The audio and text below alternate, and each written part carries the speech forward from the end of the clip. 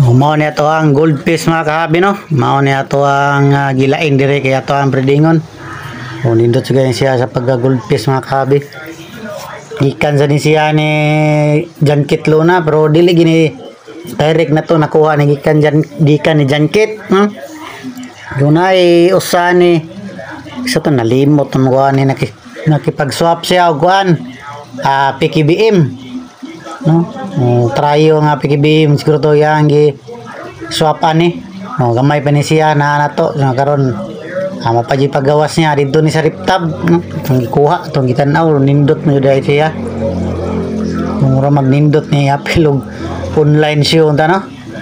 Kung makadaog pa ba ganing klase nga isda. Berarti yang hayaga baga puti niya makahabi no.